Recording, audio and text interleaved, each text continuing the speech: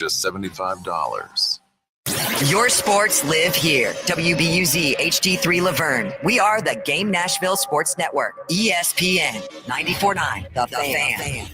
30 years of the best sports talk in Middle Tennessee. It's the George Plaster Show, featuring Tennessee Sports Hall of Famers Kelly Holcomb and young gun Billy Derrick. And now, here's your host, George Plaster.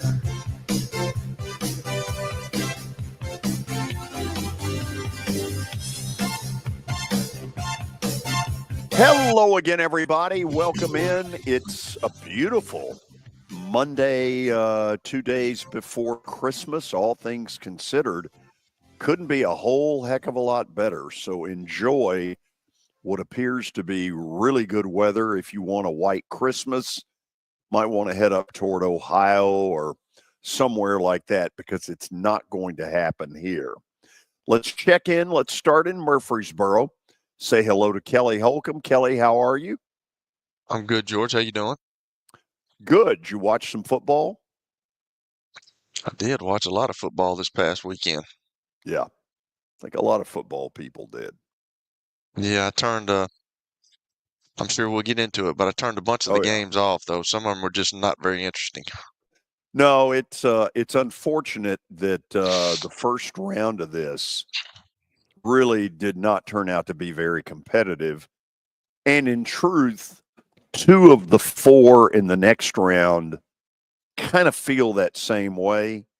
But I don't think anybody doubts that on New Year's Day, Ohio State, Oregon, and Georgia, Notre Dame, I'll be shocked if those aren't great games. Me too. I'm with you. I think we got those, and it really sucks because I'm from a small school. I love the small schools being involved. I don't know how you fix it, but like, just you take SMU up there they just didn't look like they were comfortable. The Kevin Jennings kid didn't look like he was comfortable. He threw picks and he was running around. Just, I don't know. I don't know if there's a way to fix all that, but it wasn't very competitive to me.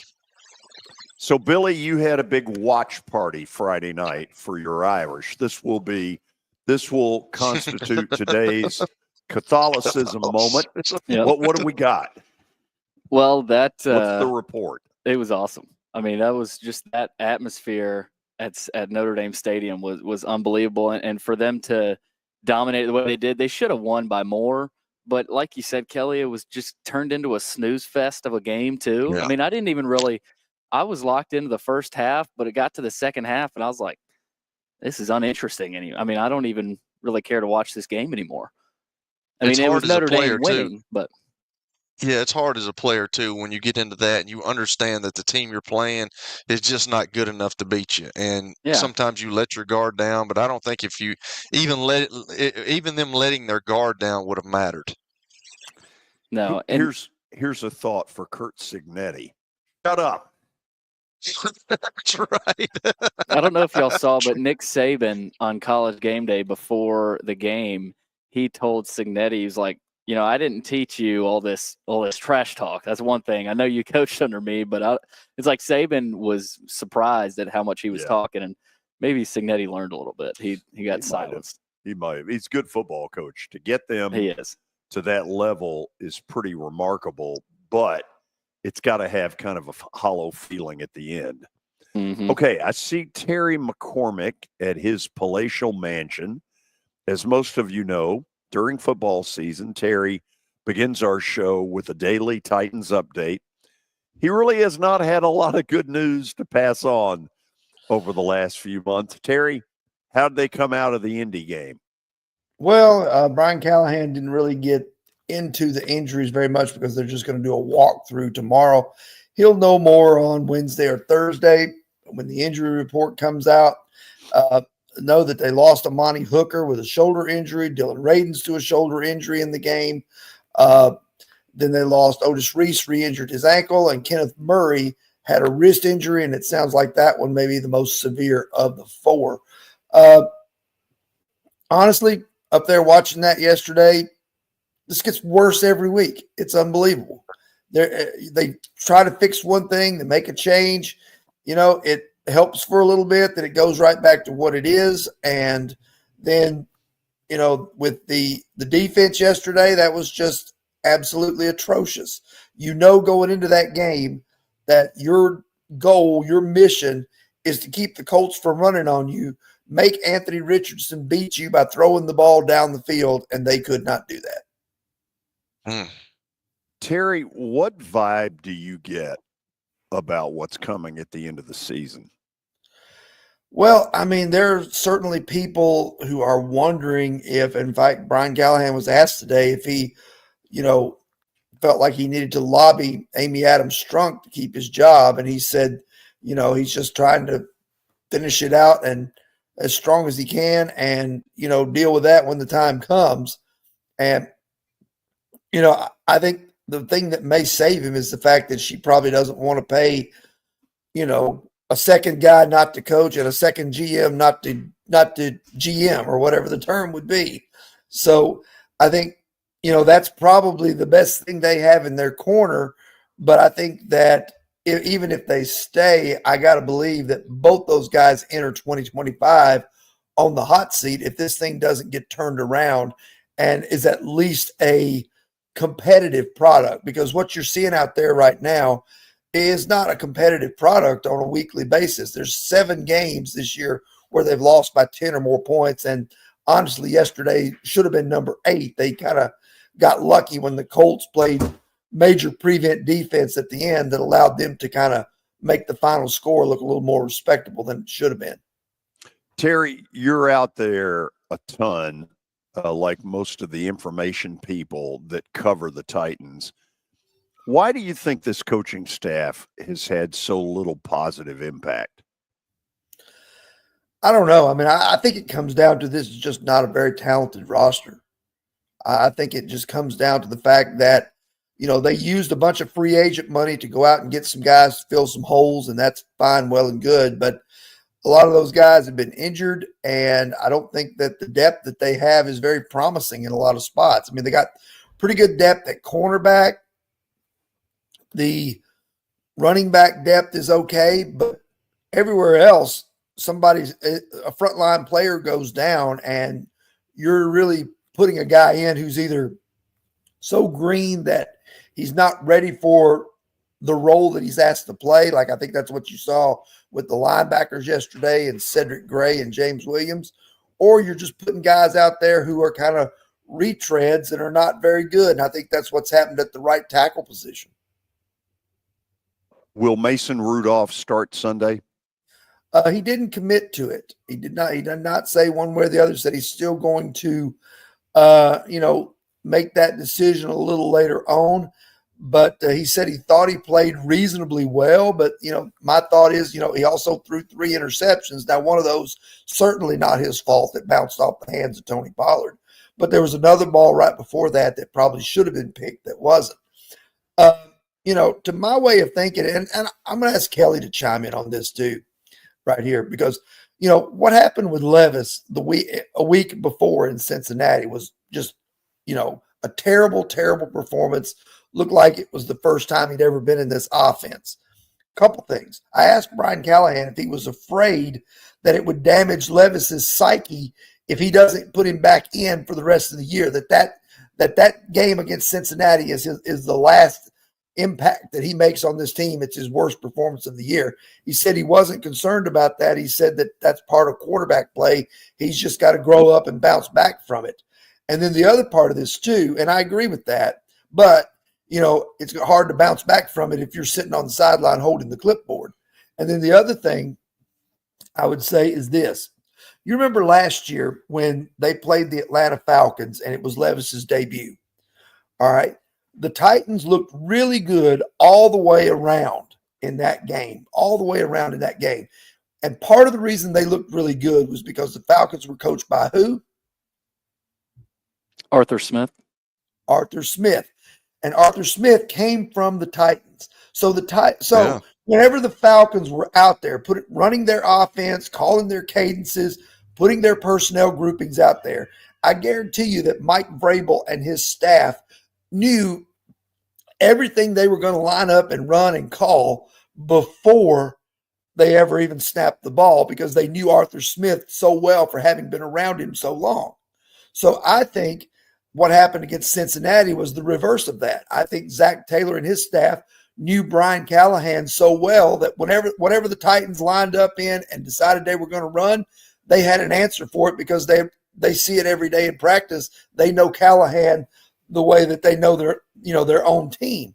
And I think that put the Titans at a disadvantage and kind of skewed things badly. Do you agree or not agree? I'm not excusing Levis because he played horrible, but I'm saying that type of situation could skew it, not in a positive way because it's almost like the next best thing to being in the huddle with them. That is a good point, Terry. I haven't thought about that. That does happen. I can remember when I was in Cleveland and we played Indianapolis, and I got upset because Chuck Pagano, which y'all know who Chuck Pagano is, he became the head coach at Indianapolis, but he was he was a defense. I don't know if he was a defensive coordinator. Maybe it was a defense. I just don't remember. But he was asking me throughout the week, what's Peyton going to run here and what's this going to? And I'm like, guys, why don't y'all just watch film? So then there was a time in the game where he changed the play and I knew what they were running. And then he saw me change it. He saw me telling them. So then he changed the play. And then they rolled off about a 30-yard run. And Pagano looks back at me and goes, hey, thanks a lot. And I'm like, well, you keep asking me. So I tried to help you, but you're right. There is a lot of familiarity when it comes to stuff like that. And when you're around a guy, like they've been around Brian Callahan a bunch, they know what he likes. And obviously he's been in the meeting. So that I haven't thought about that, but that's a really good point, Terry.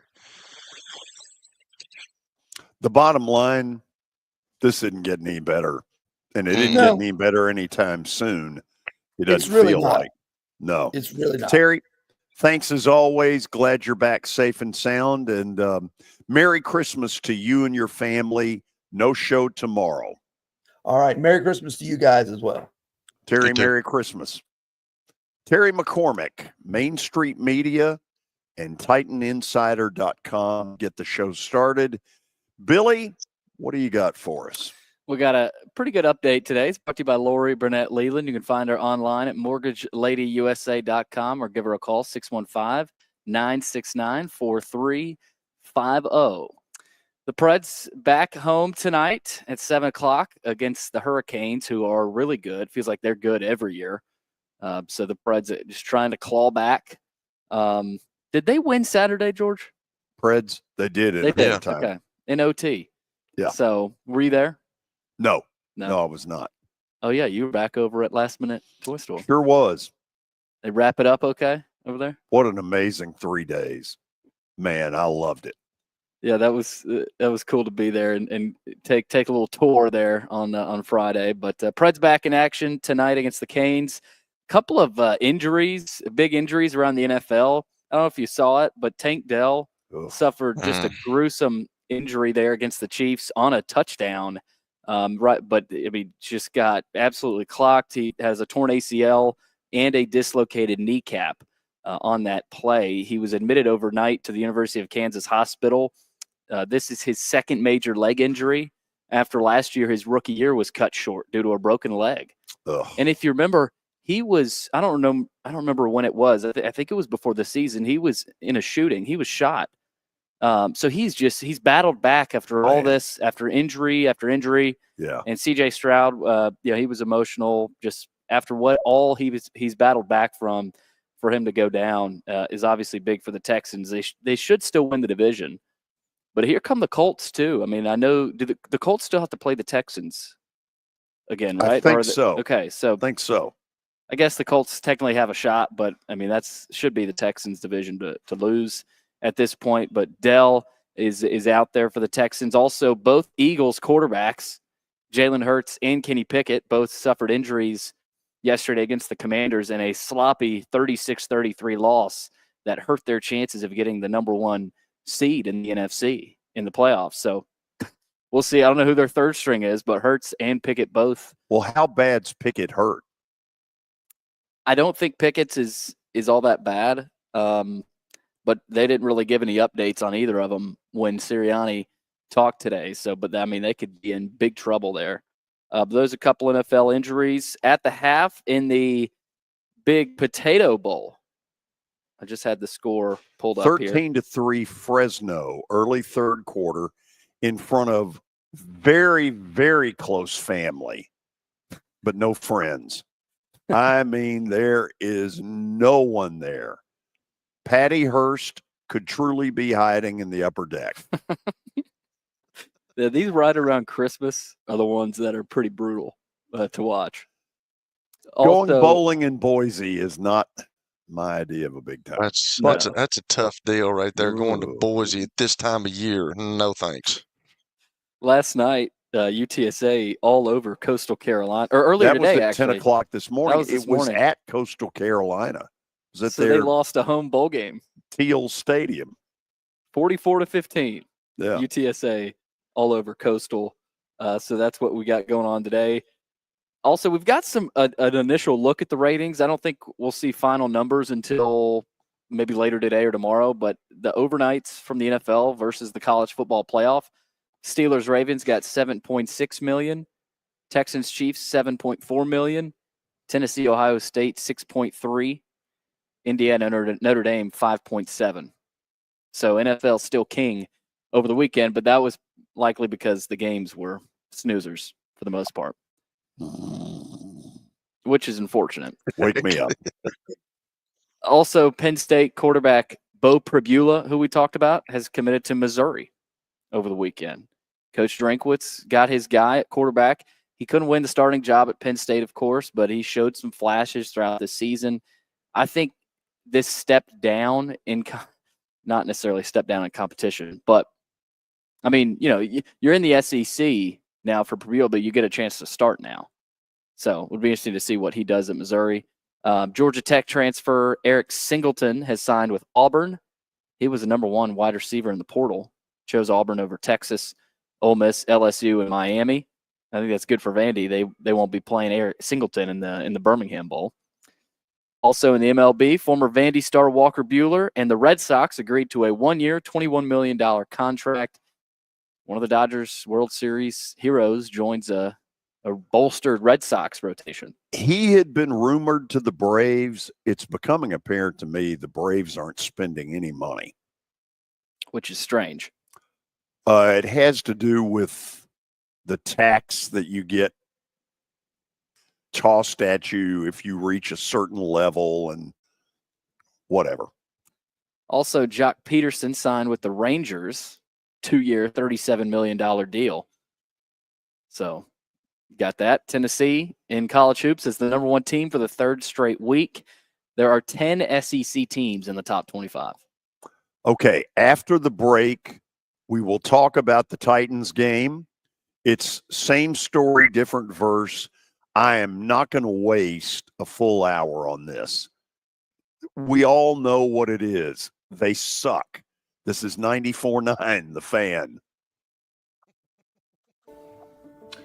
It was the most horrible experience that any mother could ever go through.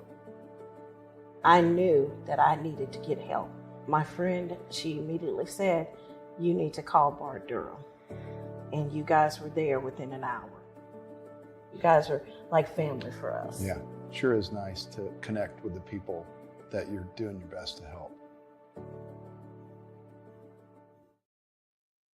It's easy to say good things about the folks at Strike and Spare Family Fun Centers. Number one, I trust them with something that's near and dear to me, the Plaster and Friends Celebrity Bowling Night.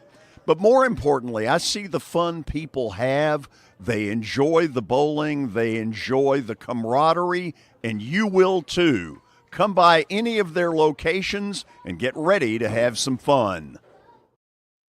Venture Express has been helping people in this area for more than 40 years. They're headquartered in Murfreesboro with over 30 years of dedicated fleets involving production, manufacturing, and corrugated experiences. They're an asset-based company with over 700 tractors, 4,000 trailers, and 800 drivers. If you need their help, dial them up 615-793-9500 or log on to ventureexpress.com.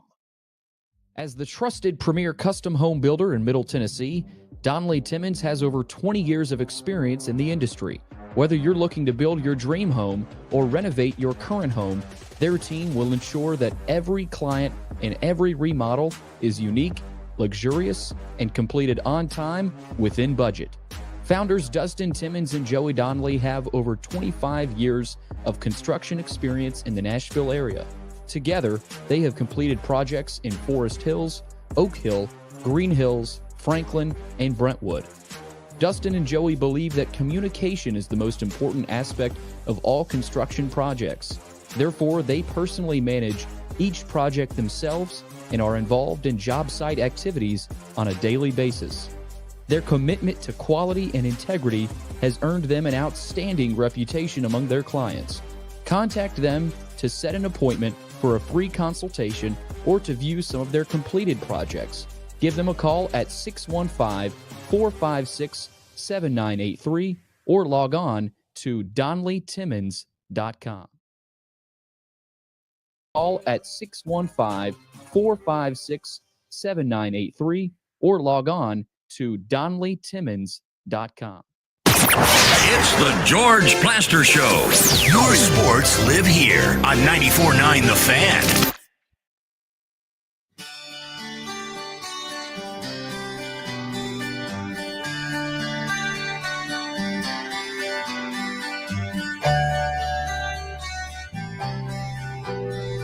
That would be called iconic bump music from Boston.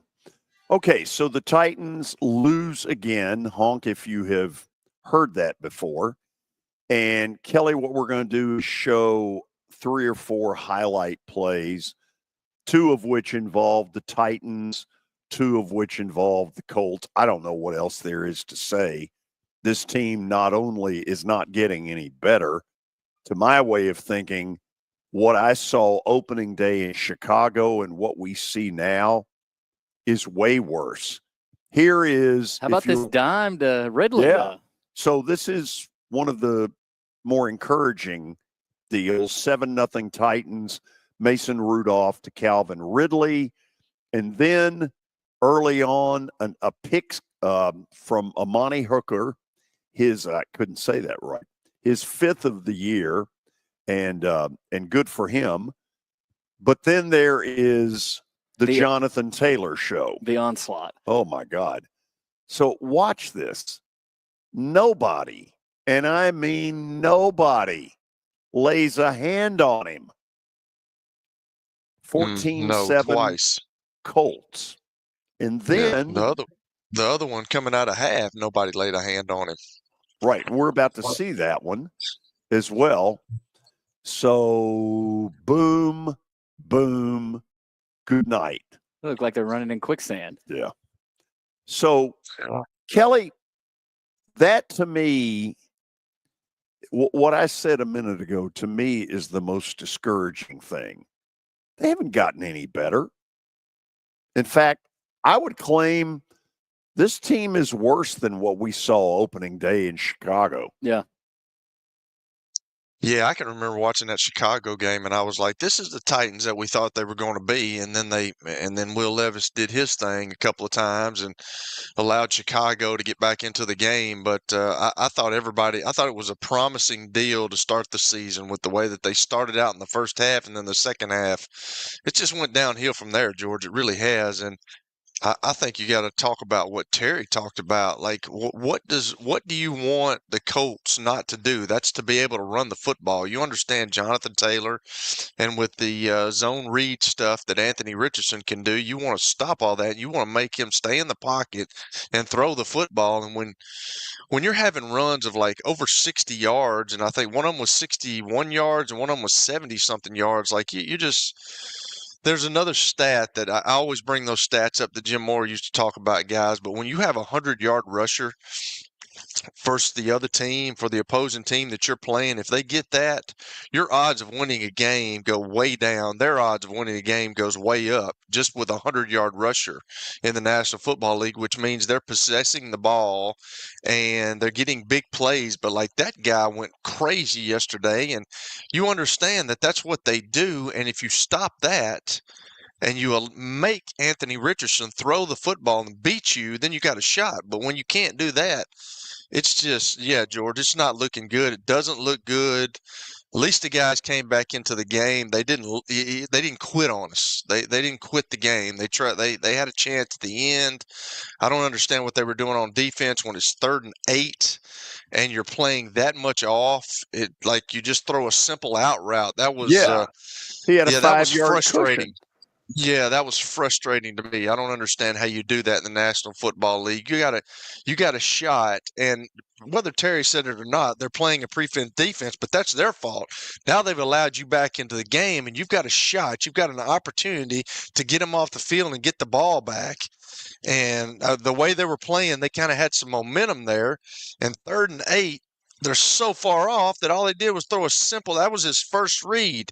All he did was just go back, took 3 steps, and just stuck his foot in the ground and threw the ball, and that was the easiest completion of the day for him, which should have been the hardest.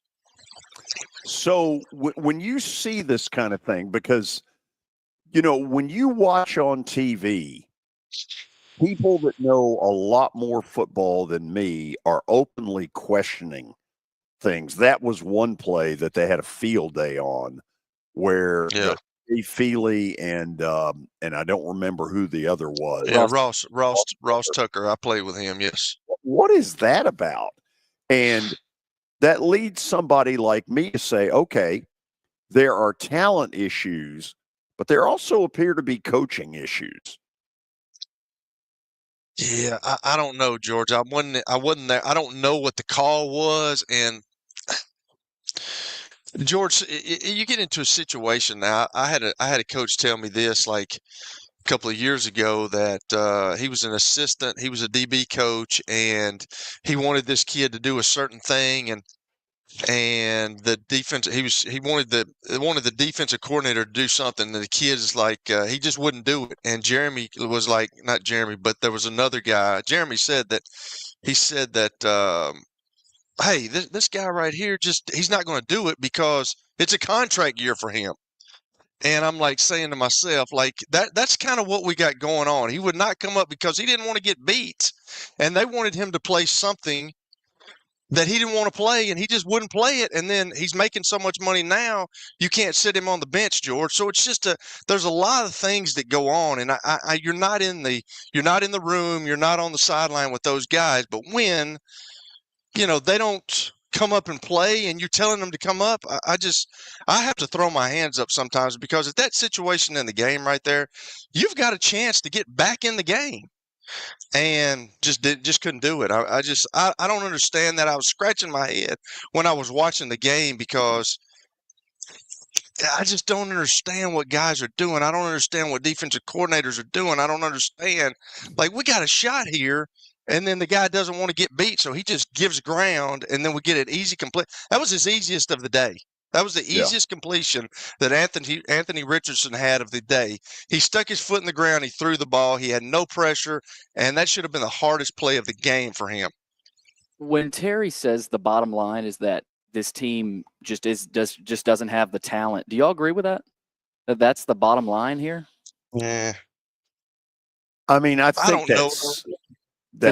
know if it's I'm sorry, George. I don't know if it's that, but there's some of that going on. There really is. There's some of it, but I think it's to a point right now that they're 3-12 right now, and it's hard to get guys to buy in because what they're doing is not working. Yeah, and I don't think it's the bottom line, though, is what I'm saying. Because before the season, and maybe it's just us three, but were we not talking about this team saying, okay, they've got some pieces here? And I know that was with the caveat of Will Levis pans out, right? So that's obviously the case here. That hasn't happened. But even defensively, that's where my issues go now too. And it's almost, I know they're 3-12, so it's just a combination of a lot of things. But I thought they had more pieces than what people are talking about right now. And I'm not saying they're too. And I'm not saying this Titans team is a top half team in the league. But they're not one of the worst 3 teams I know talent-wise, which I don't think the bottom line is talent. I think you have to include this coaching staff. Oh, absolutely. I mean, look, This is not a well-coached football team. Now, that said, I think she needs to come out and say that he'll be back next year. I'm starting to believe that some bomb is going to go off at the end of the season.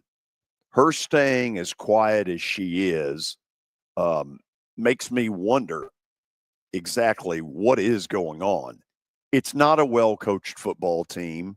They don't appear to do what I would call a coaching up of whatever their talent is exactly to something better. And in fact, and we saw that last year, though. Yeah, and in fact, I'm kind of with you that they should be better than this. Here's one thing that doesn't get mentioned very often. The AFC right now, 6 of their 16 teams in the American Football Conference, where the Titans are, have 4 or less wins. 6 of the 16. That's wild. So that the old parity thing, I'm not sure it's true anymore. George, and I want to say this too. I don't understand where this is coming from. We talked on the phone today, but I'm just not sure. Like, we've talked about Will Levis till we're blue in the face, but like, why would you not just keep going with him? And you're 3-12, so either he's got the owner breathing down his neck and saying, "Hey, it's not only the quarterback, but if you don't pick this up and you don't get something going, something's going to be done with you," or there may be something going on in the locker room where he has no choice. So I don't understand. Like, if this is your guy and you've talked about it, obviously team morale's down. Obviously they don't think they can win with him. But, like, why would you not? We talked about evaluating. There's nothing else to play for other than jobs right now. And you're 3-12. You're not going anywhere. Why would you not see for sure, unless you're being told, hey, you better pick it up, your job's on the line? And obviously he's feeling that pressure and he's saying something's got to be done. Or the leadership committee that he's talking to in the locker room. And a coach, if he's a really good coach, he's tuned into what the locker room's talking about. You can feel it. You can understand it because guys always talk. So if that's a situation there, he had no choice. This is just me from afar. This situation is way worse than I thought it would get to. Yeah, I totally agree with you, George. I don't understand. Like, it's bad now. I thought it had gotten better. I thought with some of the $90 million that they bought in cap space, I thought that it had gotten better. But you got the cornerback that hadn't played all year. You got a guy that you've already let go that you brought in. Like, man, they've got to have help on the offensive line. They've got to do something at quarterback. What do you do at quarterback? The linebackers are okay. They've been injured this year. They put a lot of money into Jeffrey Simmons. Man, I don't know. It just seems like we're starting over again. I keep going back to Callahan's background.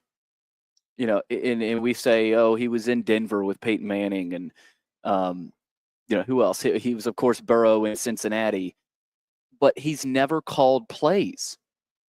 Yeah, that's and different. That to me is it, and I didn't realize that. I don't know how I didn't before they hired, you know, as they hired him. I don't think that was talked about a ton.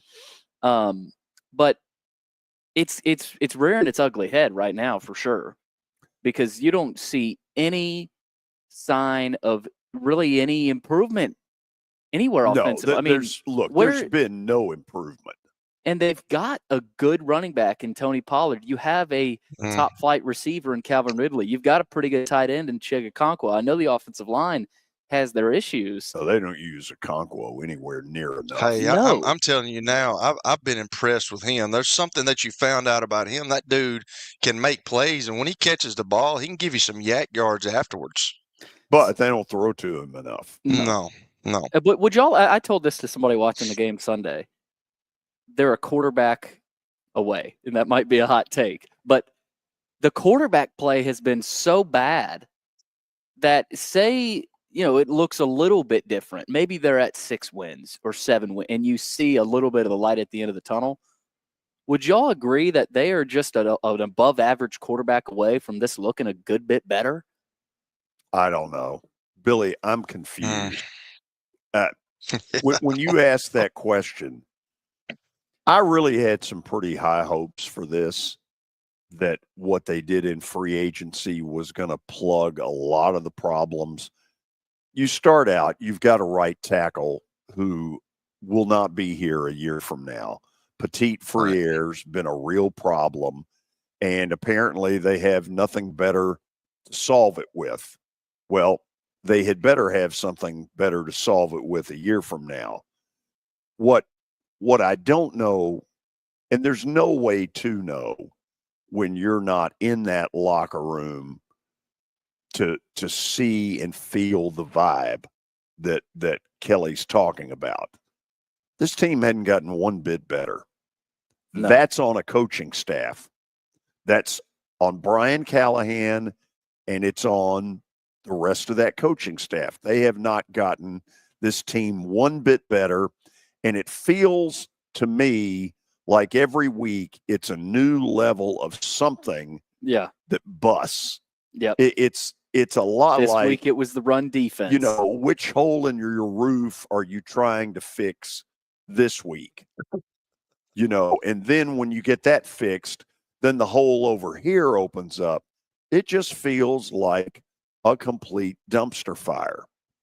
Guys, it's getting so much harder, too, for a coach to come in because everybody, when you're losing, and then a new coach comes in, everybody's receptive to it. Everybody wants to win. It's a competitive business. Everybody wants to win. But when you've got a new coach coming in and all the expectations are here and we're going to do this and we're going to do this, and then those expectations don't come to fruition, and guys are starting to see and they're starting to question, does this guy really know what he's doing?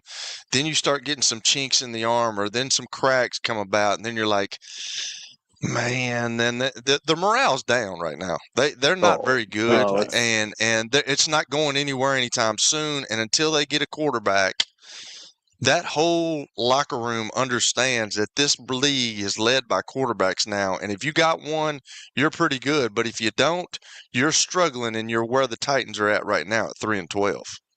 I promise not to totally depress people today, but we're going to bag the Titan talk, although later when we open the phones at 4:20, if you want to get into it, feel free to. But when we come back, round 1 of the college football playoffs, and in particular, what happened to the Big Orange on Saturday up in Columbus. This is 94.9 The Fan. This is my buddy Stan Harrison from Apple Collision Centers. Recently, you've been talking to me about companies that have a fleet of trucks and they're always in need of repairs. That's right, George. We understand that nobody likes to deal with the auto body repair process. We try to simplify that at our 3 convenient locations. We work with all major insurance companies. We help to ease the stress of the auto body repair process. We're located in Old Hickory, Hendersonville, and Gallatin. If you need our services, please stop by and see us. And how convenient that we have that in the background. Now, seriously, these are good folks. They do really good work. Give them a holler. You were in a crash. Yeah. Your kids were in the car with you. We're very lucky to even be telling this story to you. Nikki treated us like family, and she was very caring and loving, and I'm just so grateful for that. She was somebody I could trust, and being a veteran, that's so important to me. My kids are going to have a better life now because I don't have to worry about those expenses that we were out. Your family has really created a legacy of trust, and I would recommend you to anyone. Over the years, more men have started to seek help for hormone deficiencies and imbalances, and Dr. Jeffrey Lodge and wife Daphne, along with their experienced staff, give men the treatment required to improve their quality of life, improve your immune system, energy level, cognitive function, and more. There's no better time to achieve a healthy lifestyle. What are you waiting for? Give Cool Springs MD a call today for an appointment at 615-486-3458, or visit the website coolspringsmd.com.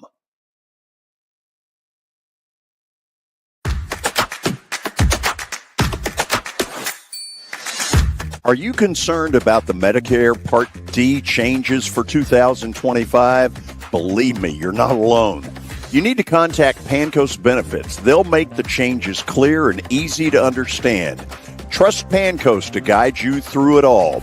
Their knowledgeable team is here to help you understand the updates and make informed decisions about your Medicare coverage. Don't navigate these changes alone. Call Pancoast Benefits today at 615-292-3400 and choose option 3, or visit pancoastbenefits.com. That's 615-292-3400 and choose option 3.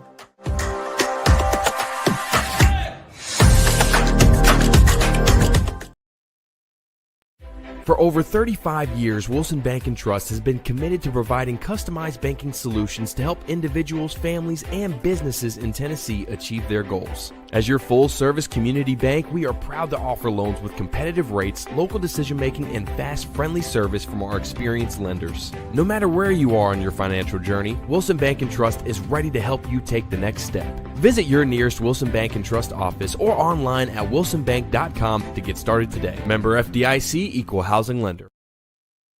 Go away! Your sports live here. On ESPN 94.9. And the Game Nashville Sports Network. It's the George Plaster Show. Your sports live here on 94.9 The Fan.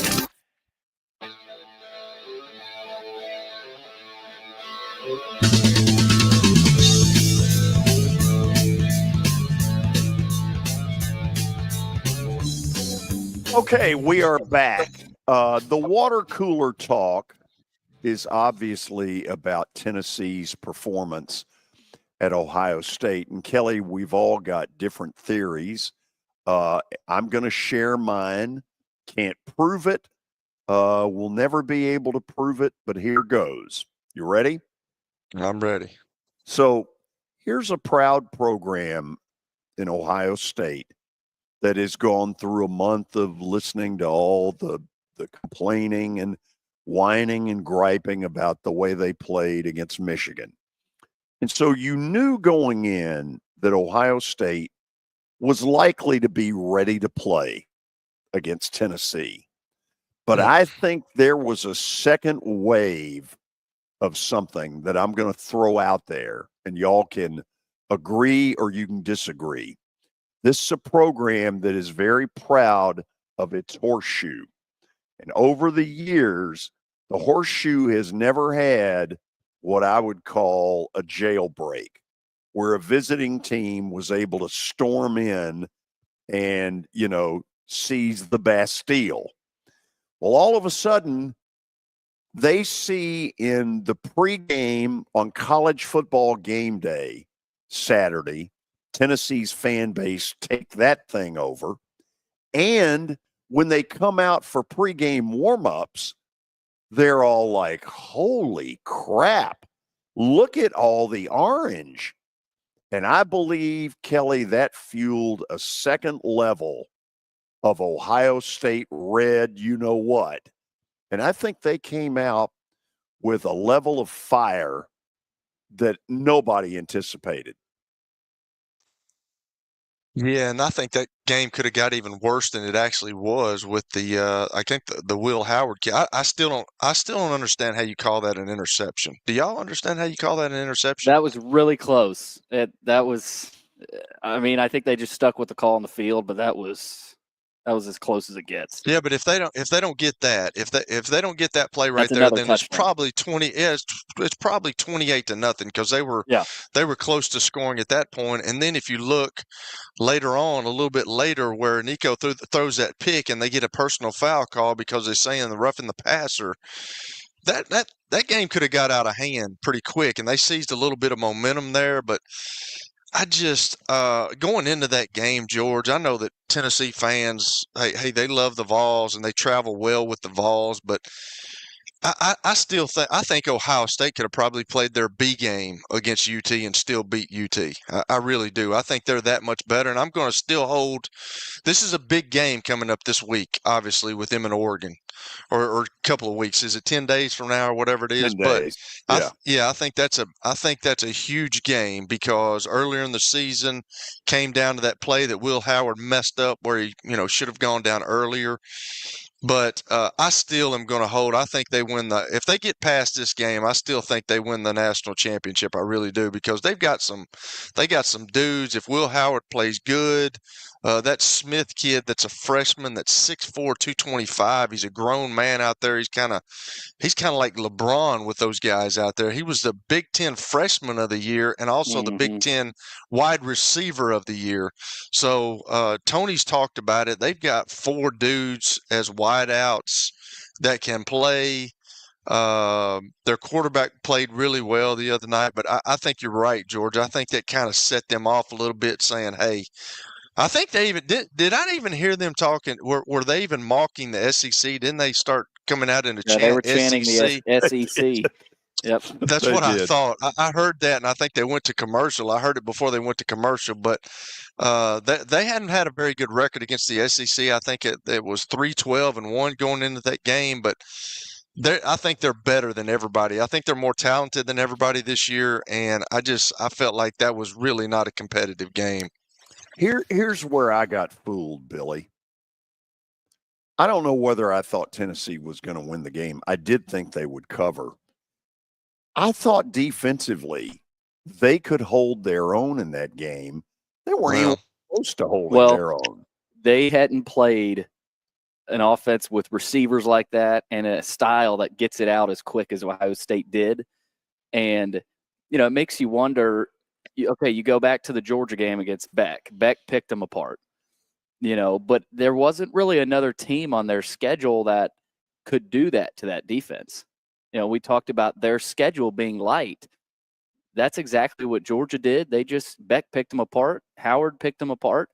But other than Carson Beck and Will Howard, name a quarterback that Tennessee faced this year that could do that to them. I mean, Milroe with Ryan Williams, but that's not even Milroe's skill set. So I'm with you, George, but it's also Ohio State woke up. I think that, that Ohio State team lost to Michigan. That's what I kept thinking about. I mean, how in the world? How did it happen? I know. So they woke up and I think you're right about the Tennessee fans invading the shoe and Ohio State walking in there like, okay. Oh, I think it pissed them off. Oh, yeah. But by the way, kudos to the Tennessee fans.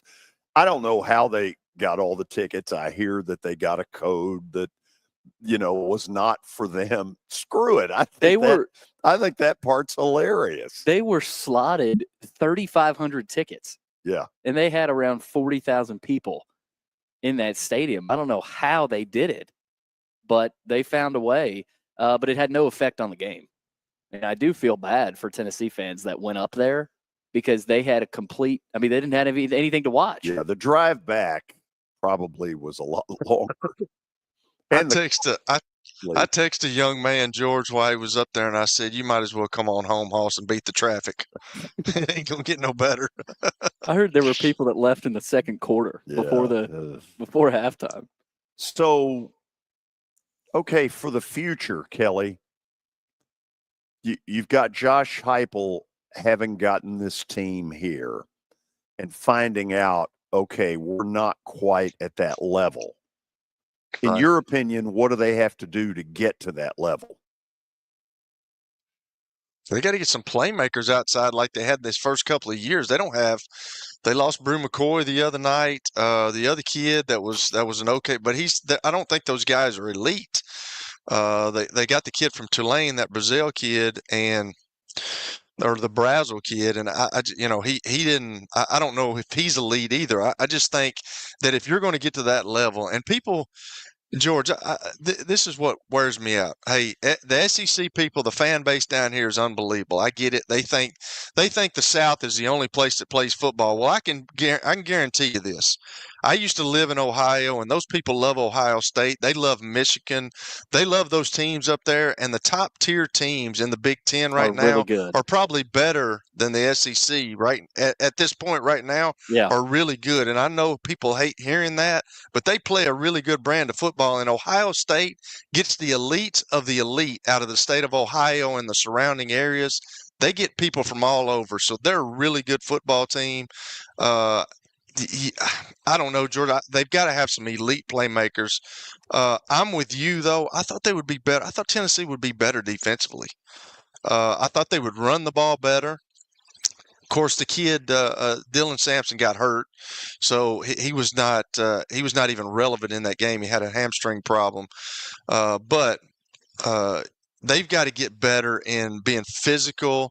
I think the D line of Ohio State just kind of whipped their offensive line, and that's kind of what everybody's been talking about this year about their offensive line. They were able to open up holes in the SEC, but the other night it just was not happening. I thought Nico did a really good job of running the football. I'm still not sold on him because I don't think he's a very accurate passer to this point. There were some throws that he's got to make, but I will say this: after the beginning of the game, because he was kind of a deer in the headlight look. But after that, after he got hit a couple of times, then he started getting into the game. Yeah, he did. He showed some physicality that you didn't think was there from that long, skinny drink of water for that 6'6". But he hung in there, and he's got to get better. He's got to get better with his accuracy, though. He's got to make throws. There was a couple of throws that he just missed guys. You cannot do that in those big situations. And Ohio State's been there, George. They've been to the college football playoffs. They've been to the national championship. They've won it. Tennessee has not. It's kind of an experience deal, and they've got to get to that point. Not many people talk about this, but Josh Heupel, when he faces one of the big dogs, has not been able to overcome that hump.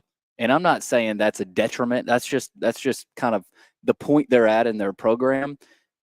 It's given me a little bit of Mark Richt at Georgia feel, where they may finish 10-2, but those two losses are against the big dogs, and they beat who they're supposed to beat, but they can't overcome the talent on the other side of the field when they play a big dog. He's good enough to beat above average to average teams, but when it's time to play the big boys, they just don't have enough, and they've got to get to a point where they can do that. But can they do that? That's the problem. They don't. But they also have a dud like Arkansas. Well, it feels like they've got a fan base that's demanding it. That's saying, look, we'll turn out in numbers that you won't believe, and now you got to get to our level, doesn't it? Yeah, that's a good point, George. And I said this before the show today. How does Tennessee not have better receivers than what they have to offer this season? That is surprising because in the Hendon Hooker year for Heupel, they had great wide receivers. When that batch left, for a team that has had the track level kind of Willie Galtz, or as John Ward used to say, William Galt of Tennessee. I am surprised that their wide receiver core does not scare you more than they do. The other side of it too, though, Kelly, and you might be able to get into this, do you think defenses have caught on to this Heupel offense? Because what Ohio State was doing, they begged Tennessee to run the ball against them, and that's why Nico had almost 20 carries. They took away the deep ball, and they took them out of their offense. Now, when you're playing a team like a Vandy that you can beat down the field, you can win games. But these big time defenses, Kelly, they're taking away the deep ball, and you haven't seen a game like a Hyatt 5 touchdown performance against Alabama, since that season. So a part of it could be the defenses too. Well, what Tennessee does is they spread you out and they make you declare. And defensive coordinators don't like that. They like to keep people in the box. And when Tennessee does that, when you've got guys outside that can run like they had with the Hendon Hooker era, then it presents you a lot of problems, as Nick Saban found out. But the other night, they just they got some success early in the game, and it just seemed like that kind of when you go up 21-0 really easy, really quick like they did, it seemed like they kind of let their guard down a little bit because they were getting pressure on him. But I think that was their game plan. They were not going to let him have anything deep. They were going to let him run the ball. They were going to let Nico take off. They said, hey, if Nico beats us running the football, then we got a problem. And I think they stuck to their game plan and allowed no big plays. Okay, after the break, we'll do stat of the day. Then we'll get into the other three games. I'm going to open the phone lines probably as early as 4:15 because I know a lot of you got things on your mind that you want to get into, good about the playoff, bad about the playoff, whatever. And if you want to talk about the Titans, feel free to. We've kind of thrown our hands up and said, what's the point? We're asking you about the Titans. Yeah, well, I guess we are. This is 94.9 The Fan. Where can you see a saber-toothed tiger rappel from the rafters? How about a catfish fly? The biggest stars in Music City. Not to mention hockey's hottest ticket. The Predators win! Only in Smashville. See your Nashville Predators all season long at Bridgestone Arena. Single game tickets are on sale now at NashvillePredators.com. Let's go, Preds! Star Physical Therapy was established in 1997 with one great mission: to serve. If you're hurting, don't wait to receive physical therapy. You don't need a referral to see their physical therapist, and early morning and evening appointments are available. Make the call to 615-673-1420 and get rid of that pain. Star Physical Therapy, the official health provider of Football Friday. Convenience and value, two words that we expect when we do business. Our goal at JHA Company is to deliver just that, both to our school partners and to our customers. Whether you're purchasing photos, yearbooks, class jewelry, letter jackets, school spirit wear, or senior graduation products, we strive to make the experience easy, convenient, and cost-effective. Find out more at jhacompany.com or call 615-867-6345 for more information. JHA, one source, one company. Unsportsmanlike. I have no confidence in the Chicago Bears that they're going to get this right. When it comes to hiring the head coach, I don't have confidence in them to put all the politics aside and be able to find the right person. It's just an organizational problem at this point. I don't know what it is. Decade after decade, it seems like the same problems persist. Unsportsmanlike. Weekday morning starting at 6 Eastern on ESPN Radio and on ESPN2. This is Freddie and Harry. I feel like more so than any year, this is the year that Kansas City needs the number one seed the most because of how bad their offensive tackles are. And the reason why I bring that up, when you have to go on the road and play, the offense has to deal with what? Crowd noise. When the offensive tackles are at home, they're more so at an advantage because they can hear the quarterback. They can hear the snap count. When you're on the road, you can't hear it, baby. Check out more from Freddie and Harry weekdays at 3 Eastern on ESPN Radio and the ESPN app. Evan, Canty, and Michelle are unsportsmanlike. I think the Detroit Lions are done. I don't think they're going to go on a championship run. I don't even know that the Detroit Lions are going to win their division. Like, at some point, you're just not going to be able to replace those losses. They signing guys off the street, bro. Like, at some point, you just can't overcome all of these losses. And that's where I'm at with the Detroit Lions. It feels like we've gotten to that tipping point.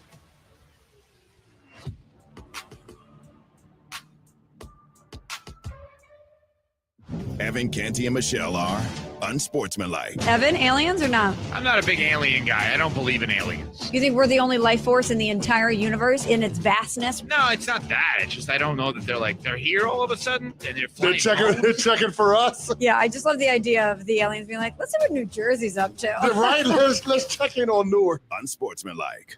Weekday morning starting at 6 Eastern on ESPN Radio and on ESPN2. Your sports live here. WBUZ HD3 Laverne. All around the world on the Game Nashville app. We are the Game Nashville Sports Network. ESPN 94.9 The Fan. A Cromwell media station. It's the George Plaster Show. Your sports live here on 94.9 The Fan.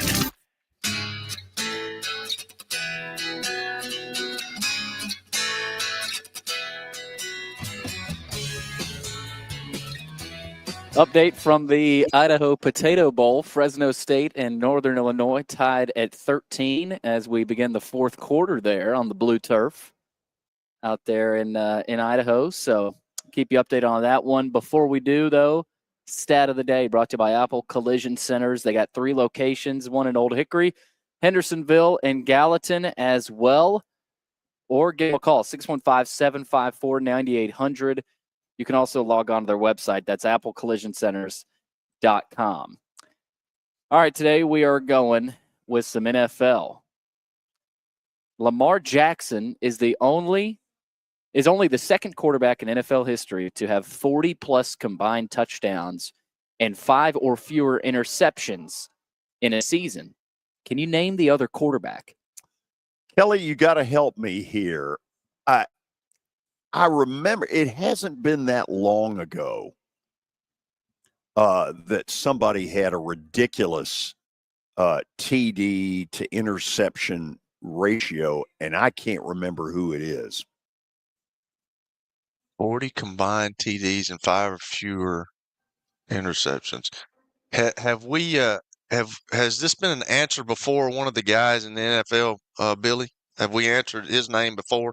I think so, yeah. At least Kelly, once. Is it Aaron Rodgers? It's either Aaron Rodgers or Drew Brees, I think. Okay. We've narrowed it down. Billy, show us one of the two. It is Aaron Rodgers. That baby. There you go, George. Jorge's Christmas present to the masses. Nice. He's done it 3 times. Wow. Wow. That is. This is one of those weeks y'all could go 1-0 easily. Well, we're only doing and not lose 2 shows, right? That's the way it looks. A little Monday, a little Thursday. 2-0. Yeah.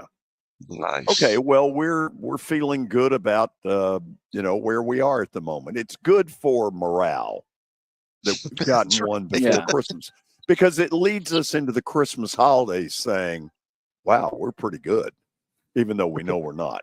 We welcome all of you officially into the 4:00 hour, our final show before Christmas. No show tomorrow, and clearly no show on Christmas Day, but Merry Christmas to all of you out there. Let's talk college football playoff. We are all disappointed that really they were 4 games that you knew very early who was going to win.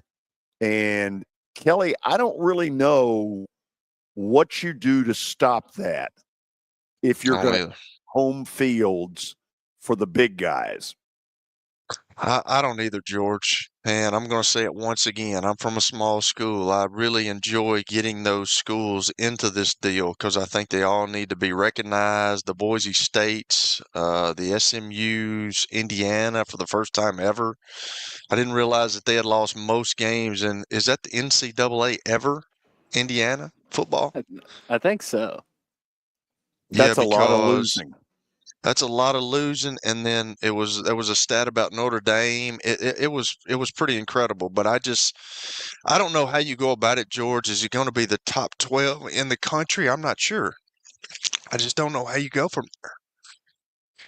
Like you're dying over there. I think Kelly may have gotten a flat tire there at the end of that.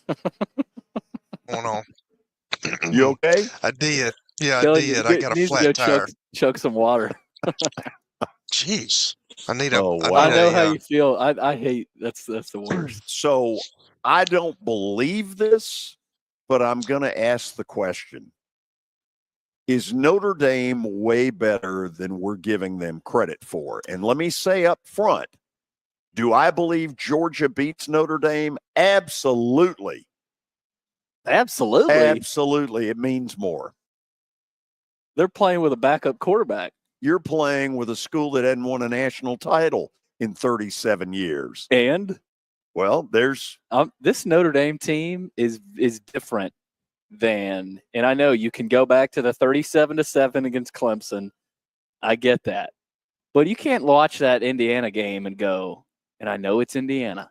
Right. But athletically, I mean, you see the 98-yard touchdown from Jeremiah Love. You see Leonard, I mean, is a freak athlete and can run. You've got Denbrock calling man plays. Cannot live by run alone. Don't you have to throw at some point? You do, but Georgia, they got Gunnar Stockton. Are they going to be able to throw the football? I don't know. We're going to find out. That's why they make us play. But to answer your question, I think Notre Dame is better than a lot of people thought.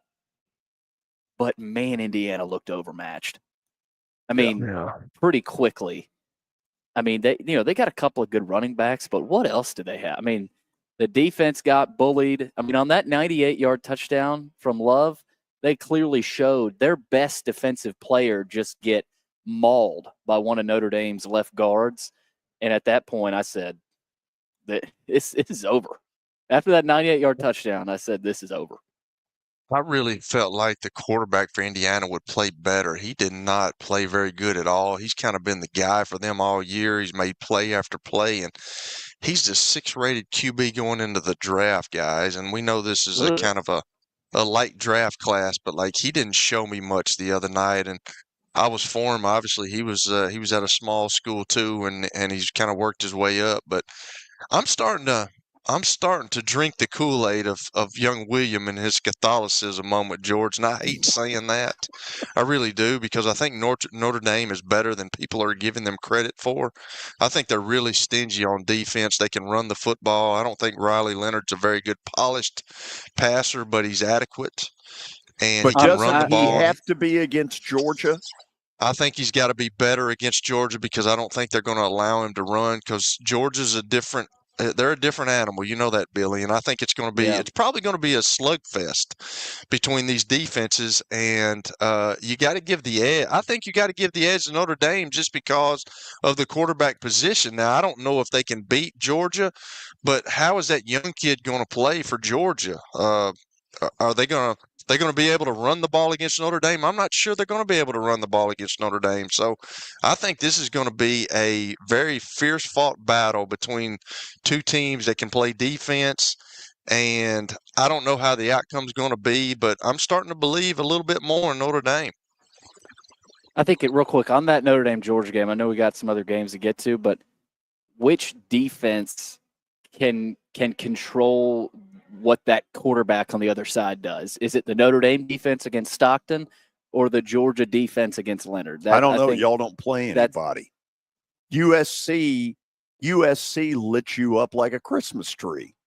But they ended up winning by they ended up 25. winning, but I mean, but that defensive effort will not be good enough. Yes. No. But, and I'm with Kelly too, that Riley Leonard is going to have to make some throws that he really hasn't made all season. And I'm not impressed with his arm. He's not known for his arm, but I mean, I'd say this isn't Northern Illinois, but boy. Yeah. You always got that in the back of your head. They got beat, Billy. They got beat by Northern Illinois, Hoss. Who's playing in the mashed potato bowl. That's right now. And there's 50 people in the state. Is it snowing out there, Billy? No, it's actually nice weather. But when I close family and friends, hell, there aren't even friends. I mean, it's just simply they showed one shot early on at the upper deck. Parents. And there were about 16 people. It looked like a Braves game in the 70s. Gosh. But guys, we're going to a bowl this year. Where is it? Boise. Oh, good gracious. So can Scattaboo run enough to keep Arizona State in that game? No. I mean, I don't think so either. That's going to be a bloodbath. Yeah. This is where the seeding of conference champions seems a little outrageous. Because most of the country is saying the same thing about Penn State, about Boise State, that they don't have the horses to go get this done. And I'll admit, I don't believe they do either. Now, the bottom two games on that screen, Ohio State, Oregon, Georgia, Notre Dame, instant classics. Well, let me ask you this. Texas gets to play Arizona State on a neutral site. and Penn State gets to play Boise on a neutral site. Do you give Penn State and Texas the advantage in the semis next week? Well, yeah, that's something that doesn't make any sense. Or not Oregon's next week, ranked number 1. Who'd they piss off? I mean, look at that bracket. How does that make any sense? That's got to change immediately. These conference champs do not need first-round buys unless you're from the SEC and Big Ten. I mean, Kelly, how do you? I mean, do you go reseed at the end? Because clearly Oregon's sitting there going, who did we make mad?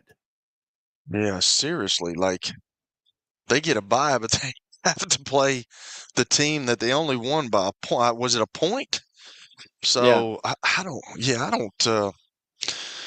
Yeah, George. I don't know how it's going to go. They've got to figure something out. Maybe they reseed. I think that's a good suggestion right there. Maybe they get to this deal and they reseed again. I'm not sure, but good gracious, like Oregon or Ohio State, like that would be a great national championship game, or Oregon, Georgia. Or I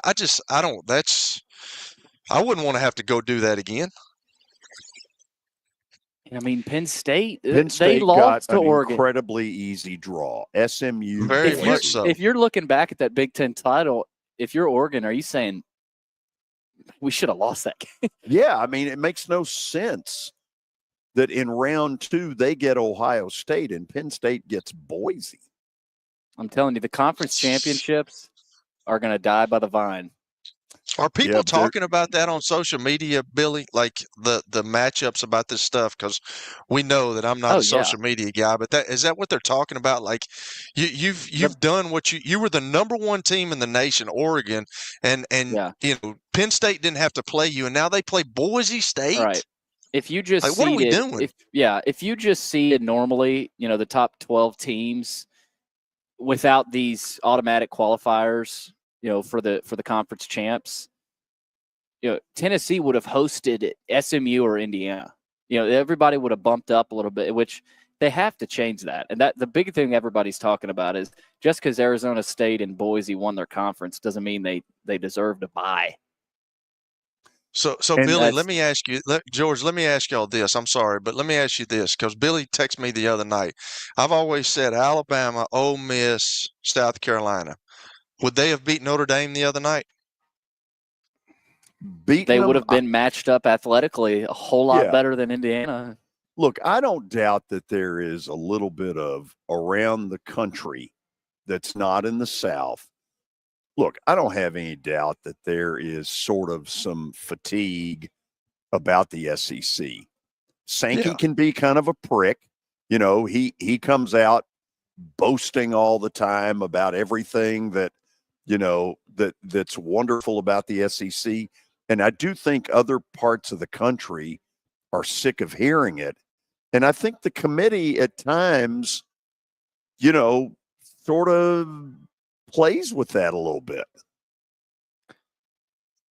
Yeah, I mean, I don't know. There's got to be some way that they're going to have to go back to the drawing board with this, though. I believe it, because that may have been why those NFL games got so much play the other day. NFL is king. We get that. But like at this time of year, I'm thinking Saturdays or college football. You're not ready for NFL football on Saturdays just yet.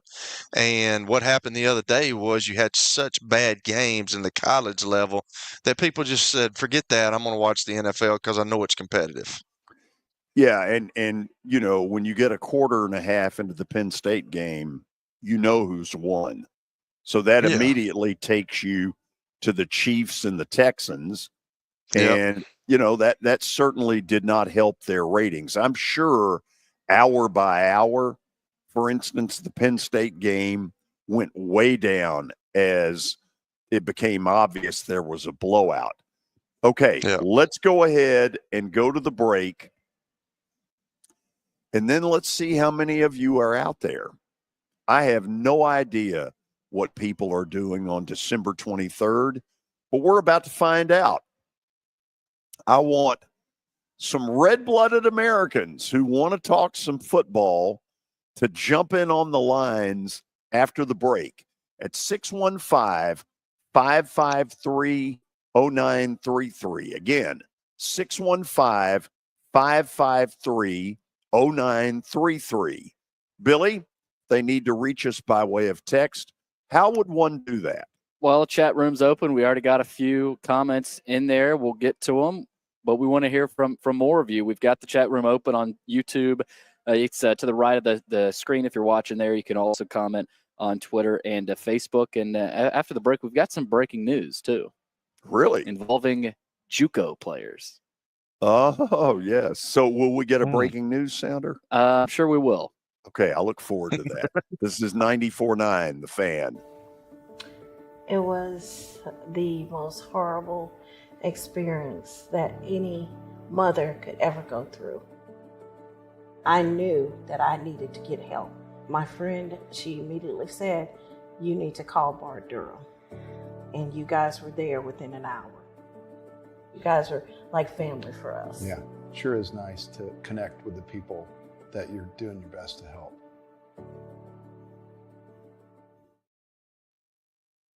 It's easy to say good things about the folks at Strike and Spare Family Fun Centers. Number one, I trust them with something that's near and dear to me, the Plaster and Friends Celebrity Bowling Night.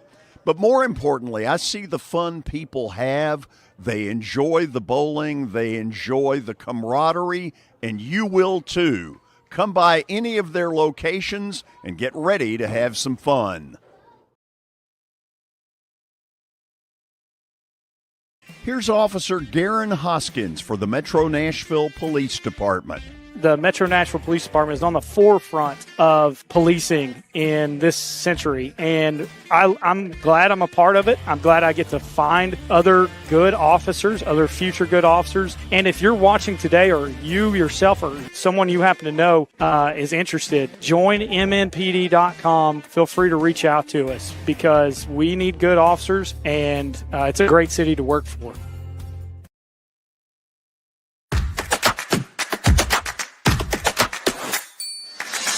Are you concerned about the Medicare Part D changes for 2025? Believe me, you're not alone.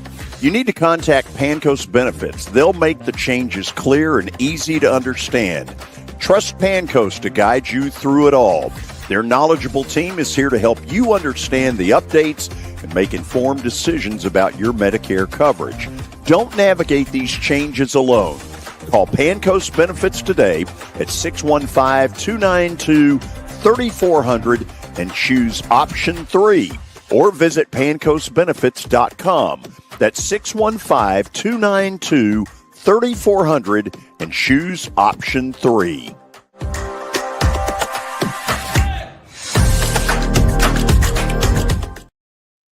Convenience and value, two words that we expect when we do business. Our goal at JHA Company is to deliver just that, both to our school partners and to our customers. Whether you're purchasing photos, yearbooks, class jewelry, letter jackets, school spirit wear, or senior graduation products, we strive to make the experience easy, convenient, and cost-effective. Find out more at jhacompany.com or call 615-867-6345 for more information. JHA, one source, one company. Here on 94.9 The Fan.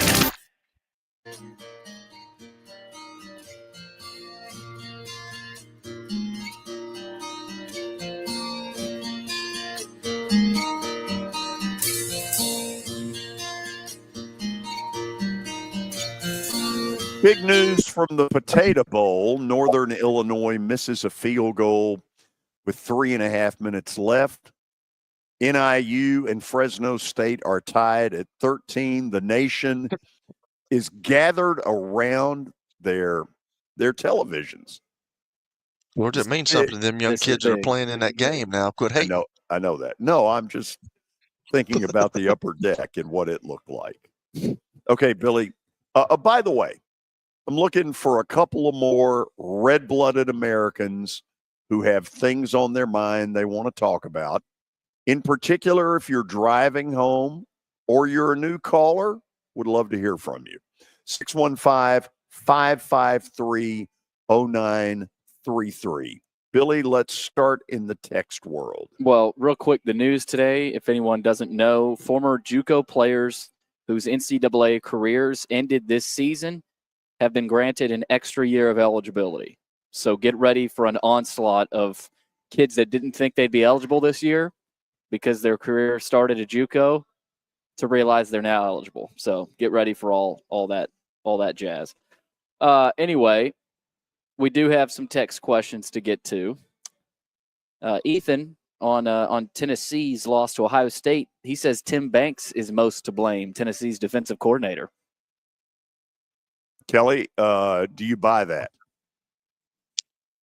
I don't know if I buy that. I just think they were overmatched. I think Ohio State's just better than UT is this year, and we talked about it earlier. I think that's what Josh Heupel's got to do. He's got to take a look in the mirror and say, hey, how do we get better? I don't know if there was anything that Tim Banks could have done in that game. Maybe you bring pressure, but if you bring pressure, you're going to lock those guys up outside, and they got probably the most talented wide receiver group in the country. So I think he was behind the 8 ball in that game, and I just think it comes down to Ohio State was better. Tony in Nolensville, you're on 94.9 The Fan. Welcome. Hello, George. And first of all, I want to wish everybody, including you gentlemen, a Merry Christmas with your families and a safe one at that, too. So I want to get that out there. Same back there to you. How about that? Thank you, buddy. I love it. The other night, that Tennessee game, the old saying, George, every squirrel finds a nut or two. I know a squirrel that didn't find a nut or two. Wow. He didn't do much on offense. So you've identified that. I tell you what, you were very perceptive. Yes, I was. And Kelly, you've both been on the gridiron many years, many games. You way more than me and played at the highest level. Did you ever recall a snap being in the stands or the fans playing the game? Absolutely not. No, that's great, Tony. I love it. Exactly. All of that crap I heard from everybody, Tony Basilio and everybody, that 30,000, that's great. That's great for the gate, great for the game. But you know what? We all know fans don't play the game. Game's played by players. And when that's you come the out case, on the field, hold on. If that's the case, why do home teams have better percentages than visitors? Because they have a advantage to more of the base, aiding them when they know. And think of this, guys. It's really cool. A lot of teams have picked up on this throughout the year now. When the team's on offense, your home team, everybody gets quiet. Y'all notice that? When it's on defense, the other team, you rise to the occasion and get loud. I think that's a good perception going on in a lot of games now. I really do.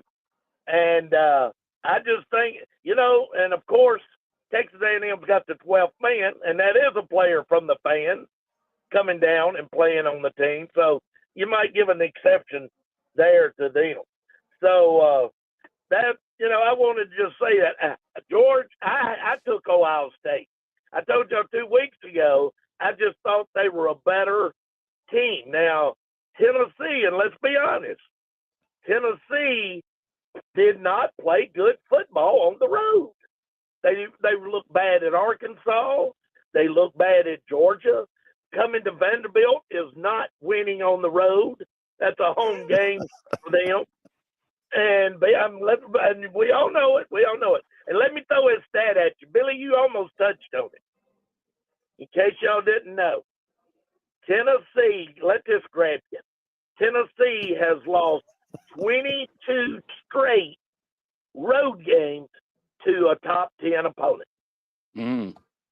Oh, wow. Think of that. Wow. 22 straight, they have not beaten a top 10 opponent on the road. Something's got 22.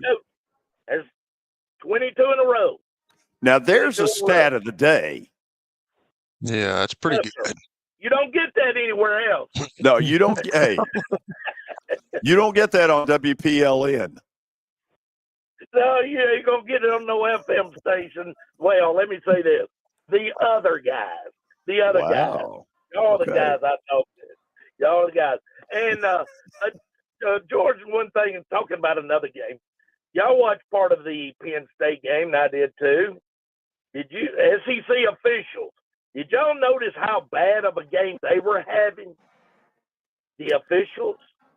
I didn't watch after. Oh, go ahead. After about 5 minutes of that, I stopped watching. So. Well, I'll admit I was at the toy store, and so I would bust in, then bust out. Merry Christmas, and then Merry Christmas to Penn State. Merry Christmas. And that was great. And but in a nutshell, in the first half, they had 3 overturned calls where they were incorrect, and they had a misplacement of a ball placement, and they also missed a blatant PI interference call that should have been called. They were really having a bad game. So, you know, looking forward to the next set of games coming up. And one last thing, George, be remiss if we didn't mention the loss of Ricky Henderson this weekend. What a great, great base stealer ball player. Died from complications of pneumonia. So I wanted to pass that up. That's Guys, what it was. Yeah. And I'll talk to you later, and hope everybody enjoys what's coming up in the bowl game. See ya. Merry Christmas, Tony. I did not know that. I knew Ricky was only 65. Way too early. Man. That's a tragedy. Jeff in Murfreesboro, welcome to 94.9. How you doing, George? Good. Hope you are. I'm all right. Yeah, I was going to say, Tennessee game the other night. I mean, like I said, they were never in the ball game, and Tony Vasilio show he does in Knoxville on Saturday night. It was 5 hours long. 5 hours. Wow. Yeah, he put a thing on Twitter. He said, it's 3 a.m. I'm still taking phone calls. It's 3 a.m. But, baby, he wasn't lonely. All right? He wasn't lonely, baby, because it was a butt kicking, or a cow kicking, what I call it. And I said, I'm glad they went up there and wasted their money and drove 6 hours back where they had to do. You know, where they had to do, because, like I said, I mean, as far as I'm concerned, they couldn't play in the cold. I mean, what's Dylan Sampson going to do? Oh, my hamstring hurts. Oh, my goodness. Is he the best back in the SEC? Give me a break. Okay, I'll take Wilcox in Kentucky. I'll take Vanderbilt, for goodness sakes. If he can't play in the cold, be tough. Okay, babe, what you going to do, babe? Your elbow's hurting. Hold on. Are you insinuating that his was not an injury, but was a cold weather deal? Weather when it's cold up there, and they couldn't hang in the cold because it's cold. And so you know that, because you have doctor skills. Playing it, I'm telling you. You don't know that one way or the other. I'm saying, but you think that the cold affects him? Do you think it affected him in the ball game? I think it affects him, but I don't think that's why he didn't play. I think he didn't play because of injury. Well, I mean, I guess he can go back to Knoxville and get that ice rack, because his season's all over with. He can ready for that off season, man. And now Ohio State's going to advance on. They're still practicing, so I guess he can get ready for the NFL draft or transfer, what he's going to do. I guess Samson Delilah couldn't get up, could he? He couldn't get up. And also, I want to tell Kelly, tonight, Bill Tennessee is playing Tennessee in Knoxville basketball. They've only won 2 times in NIT, but if they do win tonight, and baby, I hope they do, baby, it'll make my Christmas. It'll be an all night long. Because Tennessee thinks they're the best, and if we knock them off, oh, baby. Because Barnes better hurry up. He's 70. He still can't get to Final Four Tennessee. He better do like Heupel. Hurry up, hurry up. Y'all have a good Christmas, babe. See y'all.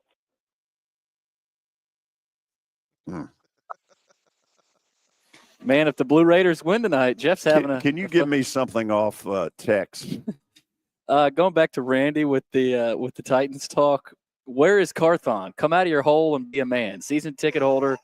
Are these new PSLs really selling as good as they are leading us to believe? I am Loge level and have not had my appointment yet. You haven't missed much. I don't know. I mean, I make the joke that Rand Carthon is in the witness protection program. I will say that I believe when the Titans first came to town, Floyd Reese's accessibility and him getting to know media and getting to know a lot of you all long before his radio career, I think really helped that franchise. This guy hiding in whatever cave he's hiding in, I don't think is particularly helpful. Now, you can argue, what difference does it make? I don't know. But I know this is a community where I just think, Kelly, that he'd be better off being out there every once in a while and speaking. Kind of agree with you, George, but I'm racking my brain when I played. I played for 13 years, and I don't remember. Even when I was in Indianapolis and Bill Polian was the general manager, I can remember Jim Moore going off, but I don't ever remember Bill Polian being much involved in the papers and the media. When I went to Cleveland, Dwight Clark was the guy when we first got there, and then there was another guy took over when Butch. When Butch came and he got his guy in there after all that. So I just don't remember many general managers, but I'm with y'all. I kind of think he needs to come out, but normally during the season, they allow the head coaches and the players to be involved in the media. And then after the season, when it comes before the draft and all the draft stuff coming up, that's when Rand Carthon will be out there. And that's how it goes for me. I understand where everybody's coming from, but I'm just trying to rack my brain thinking I don't ever remember one of the general managers that I played under ever coming out before the year was over. Let's go Dave in Nashville. Dave, welcome into 94.9. Yes, I'd like to ask something about the Music City Bowl. Sure. Has Vanderbilt ever played in Music City Bowl? They played in it twice and won both times. They beat Boston College, I want to say in 2008, and then beat NC State. I think it was in 12 or 13. 12. 12? Yep. Okay. Okay. That's all I needed. Thank you. Okay. Dave, thank you. Got another one? Yeah, we've got from Brent, going back to the Tennessee-Ohio State game, a lack of development of players on both sides of the ball. And let's be real, Ohio State has been great. Josh Heupel is at a Y in his coaching road. Either adapt and improve the scheme, the clock starts. I'm with him there. I mean, that scheme thing, I think, is real. I mean, because they haven't looked the same since 2022. They lost, what's his name, to USF. What is his name? He's now the head coach at USF. I can't think of his name, but he was the offensive coordinator under Josh Heupel. Since 22, they haven't looked the same. So let me ask this question, because others will say, well, now, wait a minute. You had a master in Hendon Hooker. Hold on a minute. George is coughing George is right getting now. a little bit like me. We got Kelly. Boy, that was professional. Y'all need to drink more water. Get some lozenges or something. I got. So that's right. I mean, I've already made fun of you for not getting lozenges, and that's what I need. That's for real. So is it more scheme, or is it more that the quarterback has not been at Hooker's level? That's a good question, George, because I'm not totally sure on that. I know when he got, it's still a scheme deal where they spread you out. Defenses don't like that. They like to be condensed. They like to be in there. But your quarterback does have to make plays. But if they're not giving you, like when Hendon Hooker came on the scene and he was throwing all those balls down the field, he had guys that could run by people. And that was a little different. When you put guys out there and you stack them on top of each other, and then you start switching routes and doing all that stuff, that can be kind of confusing, especially if you're going man. So when he just talked about that, I was thinking what Tony's been talking about, that his offense has become pedestrian. And I'm thinking to myself, you know what? People are catching on to it. And the other night, really, if you look at it, George, Billy, the only offense they had was Nico running the football. Now Dylan Sampson was out. he had a hamstring injury, and I'm not with Jeff on that. I mean, if you have a hamstring injury, that's no good. And if you rip that thing, that's really bad. So if you're feeling that, you need to just set that one out, because you're not helping your team, and you're gonna tear your hamstring. But the only offense they had that was consistent was Nico running the football the other night. That's really all they had. Nico's going to have to take a step, a huge step. He is. There's no doubt. Passes. This is a little bit of a blueprint now for Heupel of here's where we are and here's where we've got to get. The question is, can he get there? Yeah. Don't know. Can he make that adjustment within his offense? Don't know. We'll go to the break on that. I'm going to ask Eric and Alan and Tyler. Hang with me. I'll get to all of you after the break. This is 94.9 The Fan. You were in a crash. Yeah. Your kids were in the car with you. We're very lucky to even be telling this story to you. Nikki treated us like family, and she was very caring and loving, and I'm just so grateful for that. She was somebody I could trust, and being a veteran, that's so important to me. My kids are going to have a better life now because I don't have to worry about those expenses that we were out. Your family has really created a legacy of trust, and I would recommend you to anyone.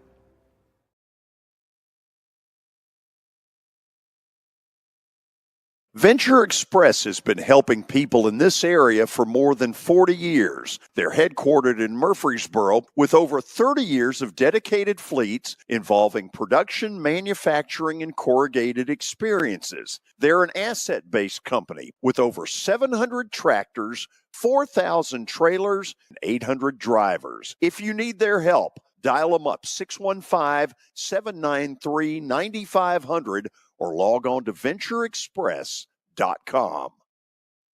As the trusted premier custom home builder in Middle Tennessee, Donnelly Timmons has over 20 years of experience in the industry.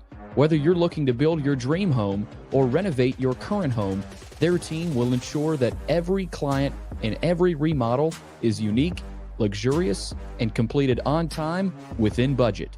Founders Dustin Timmons and Joey Donnelly have over 25 years of construction experience in the Nashville area. Together, they have completed projects in Forest Hills, Oak Hill, Green Hills, Franklin, and Brentwood. Dustin and Joey believe that communication is the most important aspect of all construction projects. Therefore, they personally manage each project themselves and are involved in job site activities on a daily basis. Their commitment to quality and integrity has earned them an outstanding reputation among their clients. Contact them to set an appointment for a free consultation or to view some of their completed projects. Give them a call at 615-456-7983 or log on to DonnellyTimmons.com.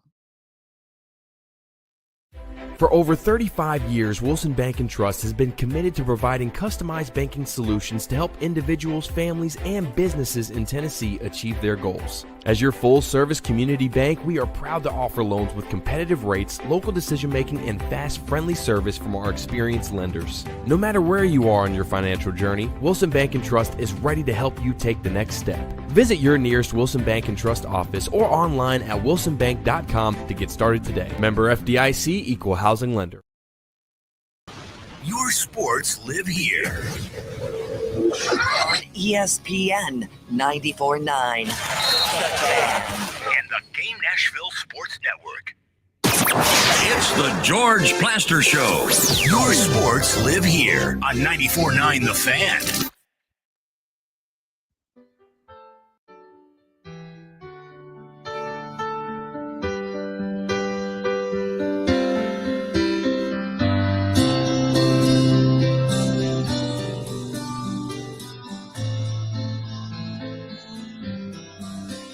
First round is now complete. All home teams won.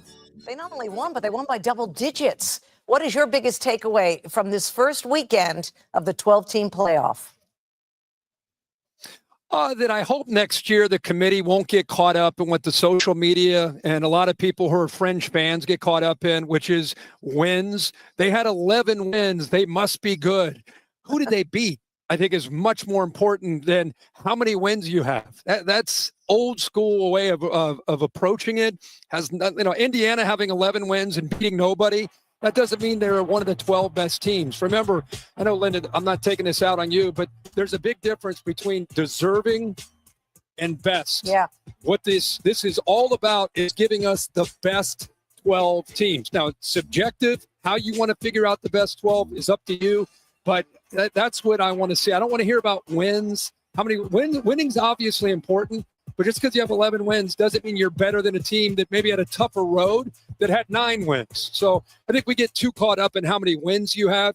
It's really more about who are the best 12 teams, and we need to get the best 12 teams in this tournament every year. Kirk Herbstreit talking with Linda Cohen about round 1 of the playoffs. Eric in Nashville, welcome in. Merry Christmas to you, George. And I wanted to wish everybody out there who's listening to have a Merry Christmas, and hopefully you have fun and be safe with your families and everything. Same to you and your family, Eric. Thank you. All right. George, I also want to congratulate you on your last-minute toy store. I know you were the accomplishments and stuff that you did over the weekend, so I want to congratulate you on that. Thank you. It was really cool. Yeah. And also, from what I understand, also by Rick Henderson, if I'm not mistaken, I could be wrong. I think when he died too, he was just a few days short of his birthday. I'd heard that. I don't know if it was today, but I'd heard the report that it was upcoming.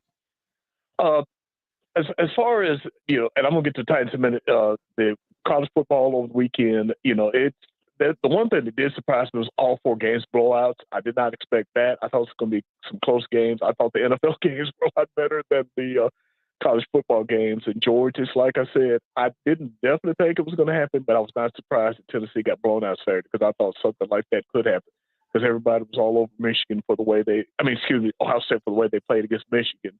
It was all over Ryan Day, and I thought something like that could happen. And I'll say this about Tennessee.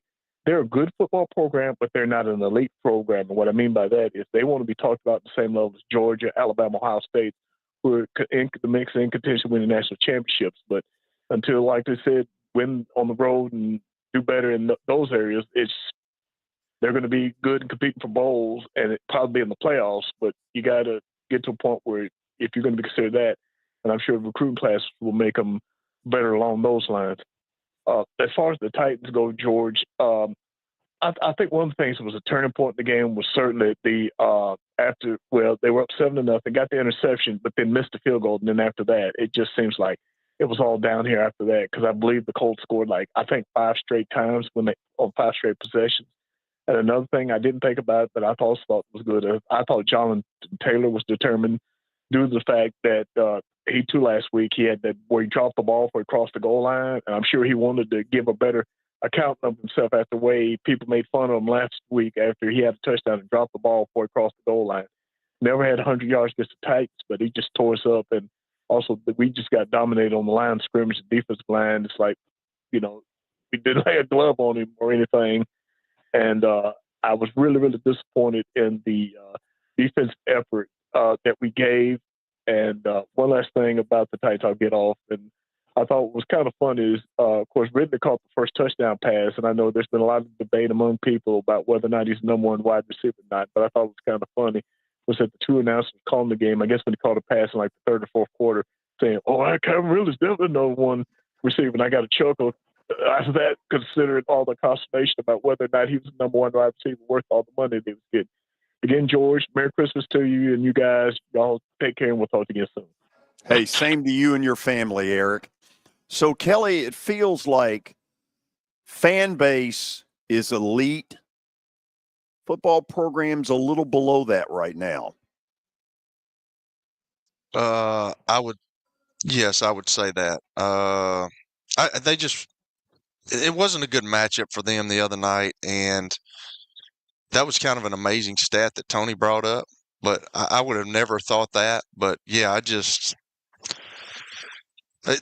not as good as they were. They're not as good as Ohio State, and that's where the whole thing came from. I I know that the Tennessee blood runs thick with all these people down here, but I would not have wasted a trip. That's why I was texting that young man. I'm like, you might as well come home because, and he kept holding that. He's like, well, if it gets no better, I'm like, it's not going to get any better. Like the game is over. 21-0, the game was over.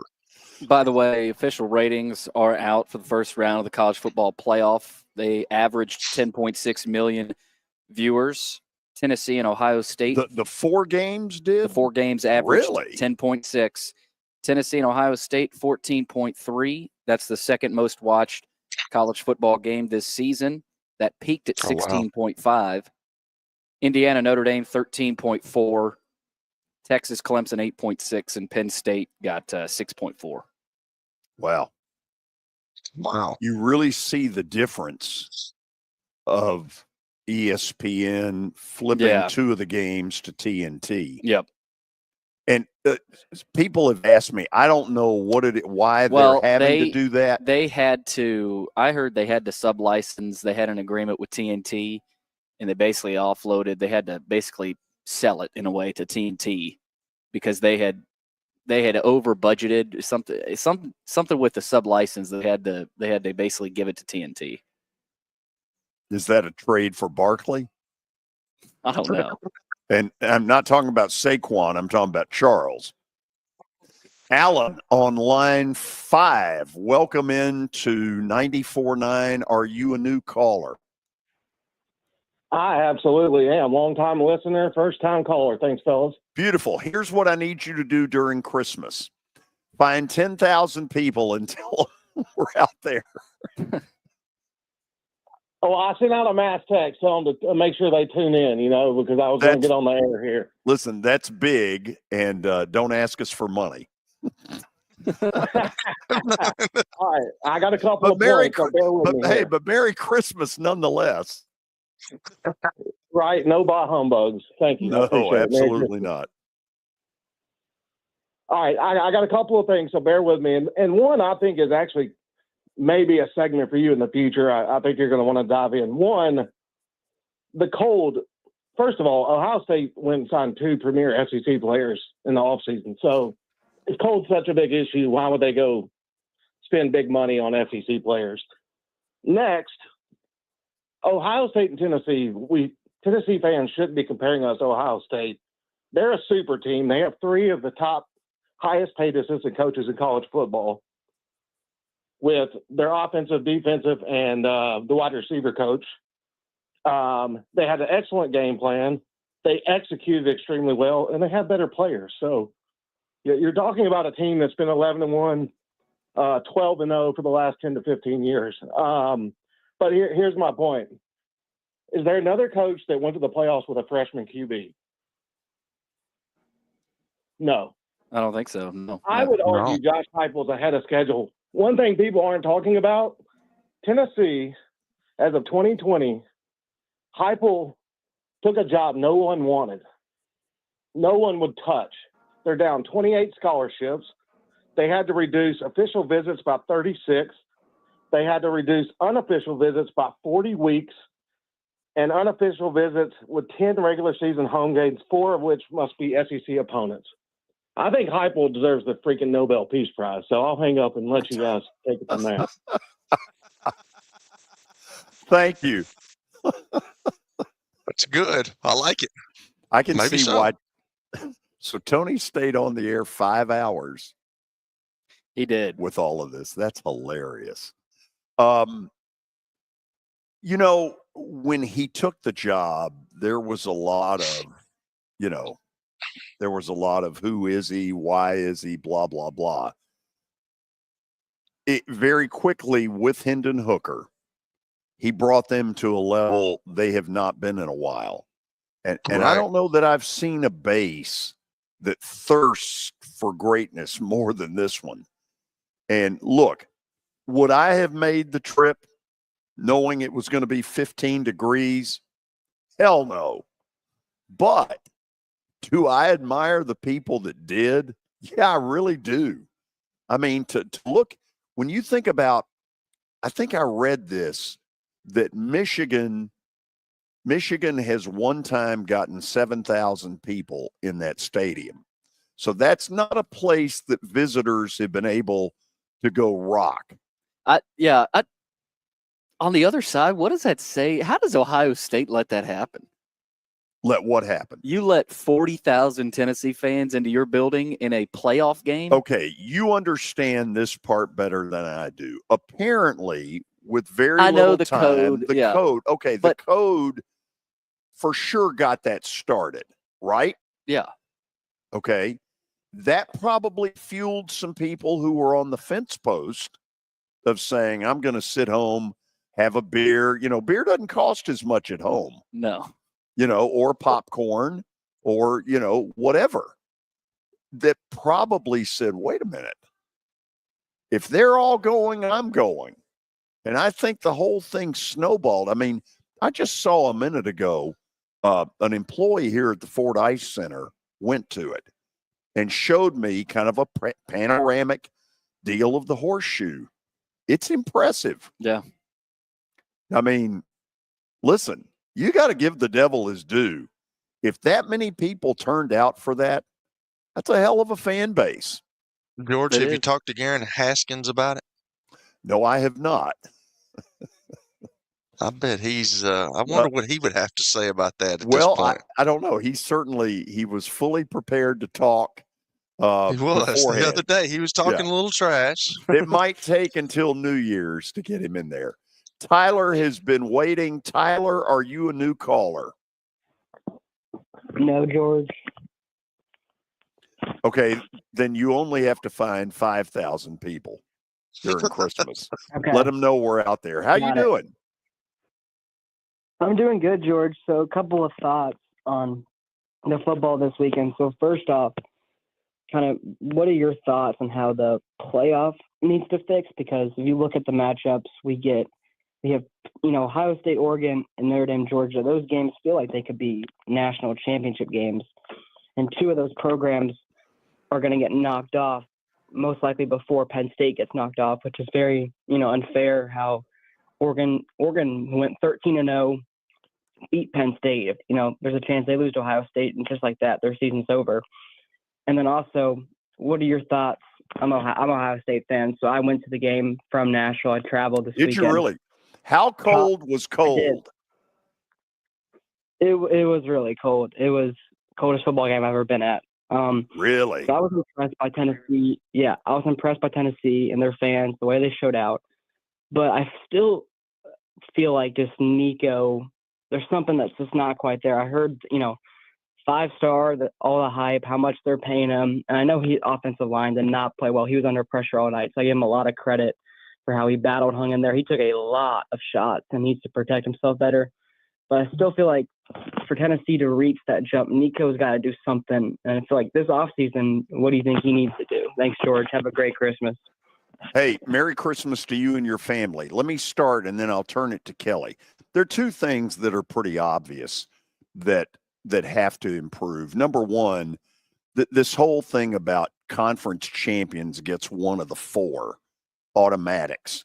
Well, when you're conference champion, when Vegas thinks your conference champion is a 10.5, 11-point underdog, there's something not quite right about that. There's something wrong. Absolutely. And then to sit there and look at Oregon, who you consider your number one team, getting Ohio State, while Penn State, who just got beat, got SMU and Boise. I mean, didn't somebody in the room go, what the hell? Before, I mean, didn't one of the coaches look at the ADs and go, listen, get your calculator, put your calculator up. The committee didn't come up with this system, is what we got to remember. But don't they have to think through the but you whole can pairing part? With what they had, you know, in terms of the system, they could only do so much in terms of making it look normal. Okay, then come out and tell us that. Don't give us that Ward manual. Let me read from the NCAA manual. Everything is beautiful, and it just means more. You know, be honest with us. Yeah. Tell us, listen, we know there's some screw-ups that we need to fix? Kelly, you got 45 seconds on your end on Nico. Go. George. Well, Nico is. I think he's got to get more accurate. The other night, that was his first big game against the first. It wasn't his first big game, but it was a game where the team was better than they were. Like going in the SEC, they were comparable to all the other teams, but the other night they were not. And he was a little shell shocked to begin the game. It was a nationally televised game. It was his first time that this 12-team playoffs come around. There was a lot riding on that. He'll get better with that, but I think he's got to get better at throwing the football. We all saw his toughness the other night, and you can go with that.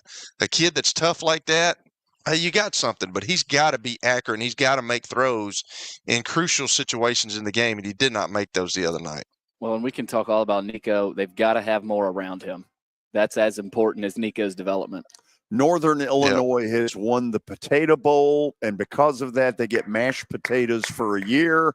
This is 94.9, The Fan. Where can you see a saber-toothed tiger rappel from the rafters? How about a catfish fly? The biggest stars in Music City. Not to mention hockey's hottest ticket. The Predators win! Only in Smashville. See your Nashville Predators all season long at Bridgestone Arena. Single game tickets are on sale now at NashvillePredators.com. Let's go, Preds!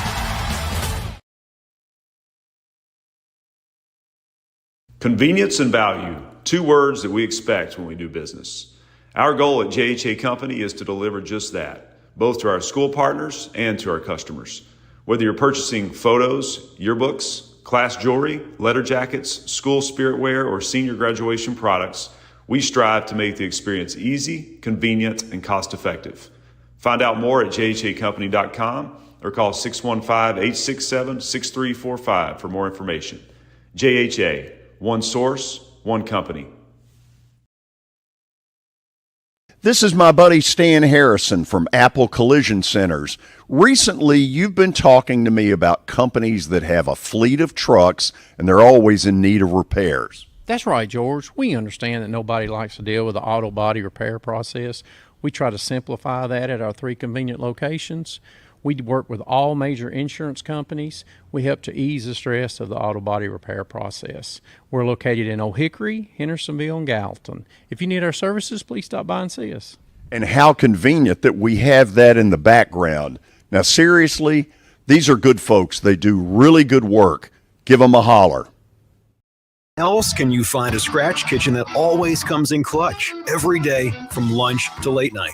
Only at Twin Peaks, the #1 sports bar. Are you looking for a job where you can have a ton of fun and make great money? Twin Peaks is the team for you. They're looking for Twin Peaks girls, cooks, bussers, barbacks, and more. Text WORK4TP to 85,000 to apply. It's the George Plaster Show. Your sports live here on 94.9 The Fan.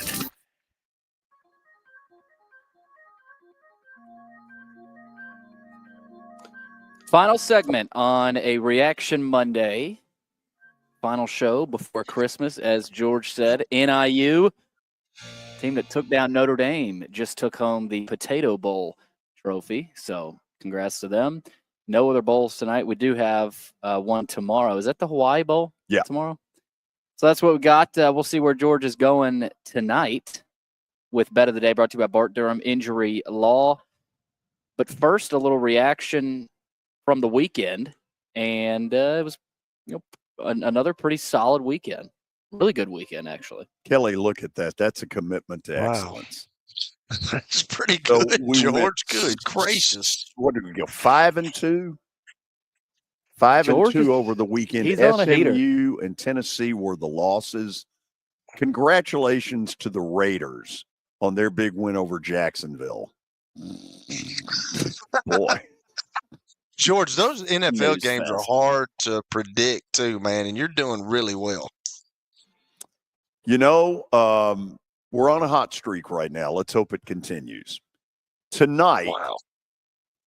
I don't know that I've ever done this in this competition. I'm taking a 14-point favorite at home.